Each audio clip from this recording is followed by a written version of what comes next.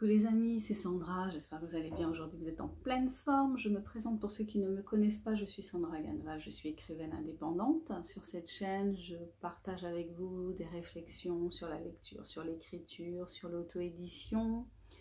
Et puis je parle aussi de sujets de société. Si l'auto-édition vous intéresse, j'ai fait une petite série de vidéos, une petite formation en fait pour initier les gens que ça intéresse à l'auto-édition. À l'écriture, à certaines techniques d'écriture. Donc il ne faut pas hésiter à aller faire un petit tour. Et puis aujourd'hui, je voulais vous parler de quelque chose qui est très en lien avec la situation que l'on vit actuellement. Je vais vous parler de colère en fait, parce que moi, le sentiment qui domine en moi, c'est la colère. C'est la colère par rapport à ce qu'on nous fait vivre là depuis le début de cette crise du Covid. Je me souviens quand on s'est retrouvé en situation de confinement, c'était plutôt une forme de sidération que je ressentais, c'est-à-dire pendant le premier mois, outre le fait que je me suis sentie malade et que je suppose que j'ai eu le Covid, il y avait ce sentiment de ne pas comprendre ce qui se passait, d'être dans une espèce de roue, comme l'écureuil dans la roue. Et comme dans le film aussi Un jour sans fin, de revivre chaque jour la même journée en fait, d'être un peu enfermée dans une espèce de bulle hors du temps, dans laquelle j'essayais d'avoir des repères, voilà, de ne pas passer la journée en pyjama, de me laver, de m'habiller, de faire court à mon enfant. De faire, j'ai fait beaucoup de pâtisserie pendant cette période-là, enfin voilà, de faire des choses, de trouver du sens. J'ai dû faire aussi des vidéos, finir d'écrire mon roman. Mais c'était pas évident en fait d'être dans cette période-là. Puis en même temps, ça avait un côté un peu le truc dont tu as toujours rêvé et qui arrive quoi. Parce qu'on rêve de plus avoir cette contrainte d'aller travailler. Donc tout à coup, on n'a plus cette contrainte-là. Et puis d'être dans un environnement un petit peu plus sain, de s'apercevoir qu'on peut respirer un bon air en ville parce que les gens n'ont plus le droit de sortir de chez eux, donc ils utilisent très peu leur voiture, donc on se retrouve à avoir un meilleur air à respirer. Bon, on était dans cette première période, j'étais dans une espèce de sidération, d'étonnement, de quelque chose d'un peu, vraiment très très inhabituel.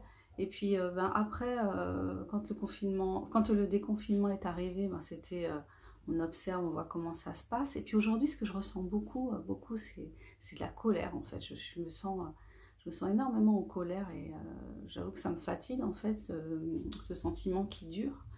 De la colère, pourquoi? De la colère par rapport au sentiment d'être manipulé en fait par le gouvernement.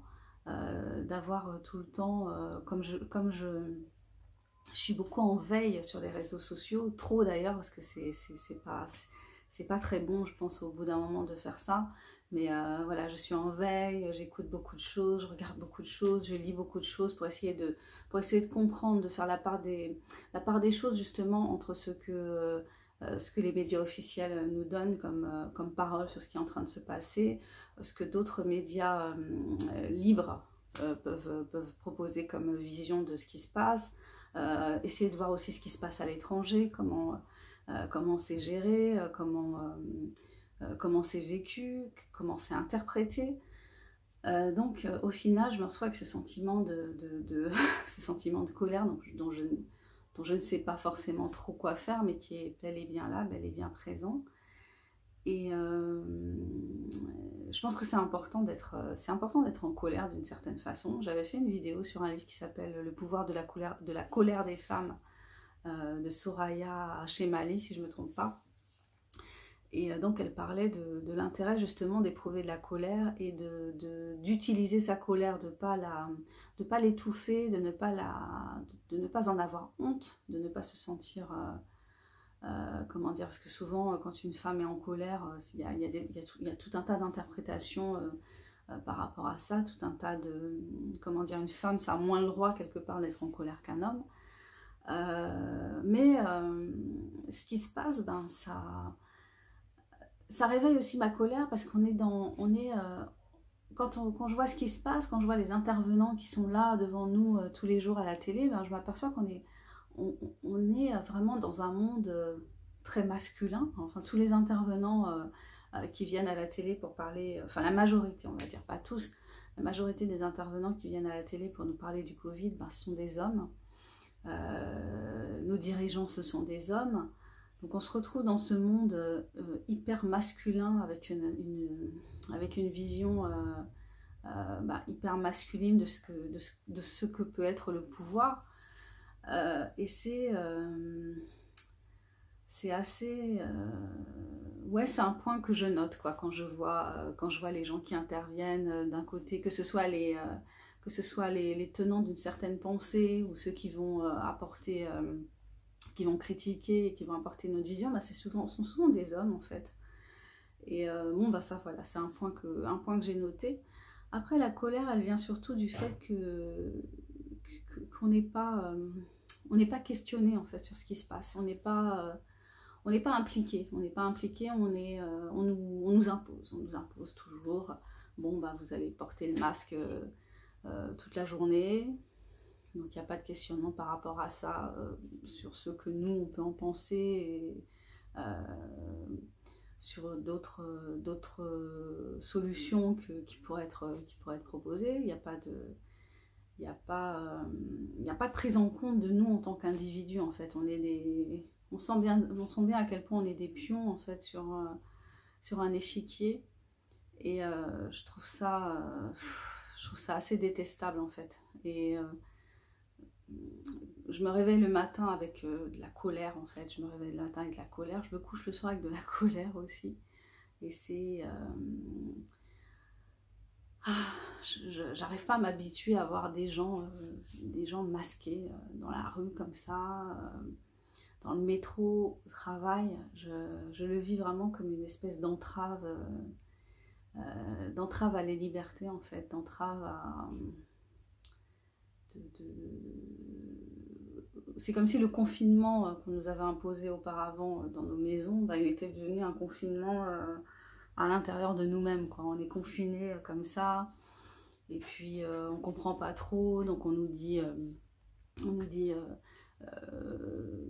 c'est pour éviter de transmettre le virus. Après il y en a d'autres qui te disent ah mais non, le masque de toute façon ça laisse passer le virus. Après on va nous dire que la maladie elle est très grave, mais puis d'un autre côté on va nous dire non c'est pas très grave, ça se soigne. Voilà, on est toujours pris dans des trucs là, et puis il faut arriver à gérer ça, il faut arriver à être comment dire, zen, passif, ou je sais pas, je trouve pas trop le mot, mais voilà, moi je trouve ça très très très fatigant sur le plan psychologique, très éprouvant, et puis c'est pas fini, donc c'est ça qui est le pire, c'est qu'il va falloir continuer à vivre avec ce truc là. On sait pas combien de temps. On nous dit qu'il faut attendre d'avoir un vaccin, donc le vaccin il est censé arriver au printemps.